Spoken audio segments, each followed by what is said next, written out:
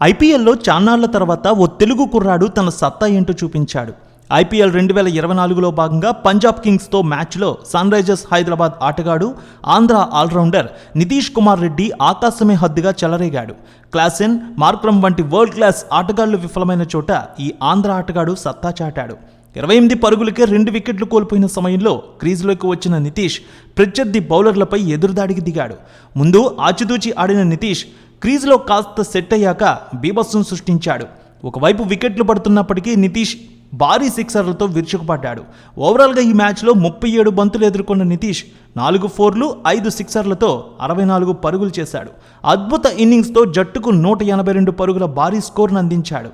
దీంతో హైదరాబాద్ జట్టులో అతని పేరు మారుమోగిపోతోంది. మరి ఎవరి నితీష్ రెడ్డి? ఆయన రియల్ స్టోరీ ఈరోజు చూద్దాం.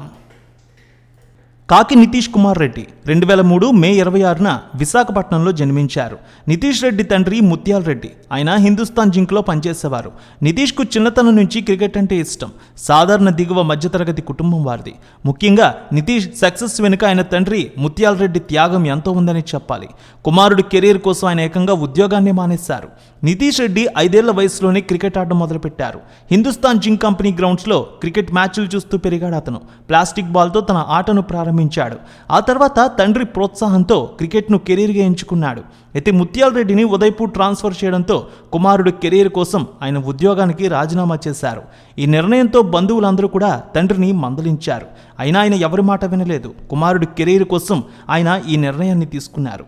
కెరీర్ ఆరంభంలోనే విశాఖ మైదానంలో ఏర్పాటు చేసిన క్యాంపులకు హాజరైన నితీష్ కుమార్ రెడ్డి మాజీ చీఫ్ సెలెక్టర్ ఎంఎస్కే ప్రసాద్ సహాయంతో కడపలోని ఏసీఏ అకాడమీలో చేరి మరింత రాటు తేలాడు ఆటలో. 14 ఏళ్ల వయసులోనే విజయ్ మర్చెంట్ ట్రోఫీ 2017-2018లో ఆంధ్ర జట్టుకు ప్రాతినిధ్యం వహించాడు. 176.41 యావరేజ్తో 1237 పరుగులు చేయడమే కాదు, బౌలింగ్లో కూడా 26 వికెట్లు తీశాడు. దీంతో బీసీసీఐ నుంచి 2017-2018 ఏడాదికి గాను బెస్ట్ క్రికెటర్ ఇన్ ది అండర్-16 జగన్మోహియా దాల్మియా అవార్డును కూడా గెలుచుకున్నాడు. రంజీ ట్రోఫీ సీజన్ 2020లో ఆంధ్ర తరపున ఫస్ట్ క్లాస్ క్రికెట్లో అడుగుపెట్టాడు. 2021లో లిస్ట్ ఏ క్రికెట్ అరంగేట్రం చేశాడు. 2021లో నితీష్ రెడ్డి T20లోకి ఎంట్రీ ఇచ్చారు. ఫస్ట్ క్లాస్ క్రికెట్లో ఇప్పటి వరకు 17 మ్యాచ్లు ఆడి 566 పరుగులు చేసి 52 వికెట్లు తీశారు. లిస్ట్ ఏ క్రికెట్లో 403 పరుగులు 14 వికెట్లు తీశారు. ఆంధ్ర తరపున 8 మ్యాచ్లు ఆడిన నితీష్ 106 పరుగులు సాధించాడు. దేశవాళీ క్రికెట్లో అద్భుతమైన ప్రదర్శన కనబరుస్తున్న అతన్ని ఐపీఎల్ 2023 వేలంలో 20 లక్షల రూపాయల బేస్ ప్రైజ్కి సన్ రైజర్స్ హైదరాబాద్ కొనుగోలు చేసింది. సన్ రైజర్స్ అతన్ని 20 లక్షల కనీస ధర కొనుగోలు చేయడంతో ఆ డబ్బులతో తన కుటుంబానికి కారు కొని గిఫ్ట్గా ఇచ్చాడు. అయితే నితీష్ గత సీజన్లో చివర్లో బరిలోకి దిగినా బ్యాటింగ్ చేసే అవకాశం రాలేదు. ఈ సీజన్కు ముందు నిర్వహించిన ప్రాక్టీస్ మ్యాచ్ల్లో సత్తా చాటాడు అతను. సిఎస్కేతో తొలి అవకాశాన్ని అందుకున్నాడు. ఈ మ్యాచ్లో విన్నింగ్ షాట్తో మ్యాచ్ ముగించిన అతను తాజా మ్యాచ్లో అసాధారణ బ్యాటింగ్తో మార్క్ ఇన్నింగ్స్ ఆడాడనే చెప్పాలి. ఇక నితీష్ కుమార్ రెడ్డి అరుదైన ఘనత కూడా సాధించాడు. నితీష్ కుమార్ రెడ్డి కేవలం బ్యాటర్ మాత్రమే కాదు, మంచి పేస్ ఆల్రౌండర్ కూడా. బ్యాట్తో పాటు బంతితోనూ సమానంగా రాణించగల సత్తా అతని సొంతం. పంజాబ్తో మ్యాచ్లో 3 ఓవర్ల బౌలింగ్ చేసిన నితీష్ 33 పరుగులు ఇచ్చి 1 వికెట్ పడగొట్టాడు. 1 క్యాచ్ కూడా అందుకున్నాడు. ఐపీఎల్ చరిత్రలో 50 పరుగులు బాది 1 వికెట్ తీసి 1 క్యాచ్ అందుకున్న తొలి అన్క్యాప్డ్ ప్లేయర్గా నితీష్ చరిత్ర క్రియేట్ చేశారు. గత 16 సీజన్లలో ఈ ఘనతను ఏ అన్క్యాప్డ్ ప్లేయర్ కూడా సాధించలేదు.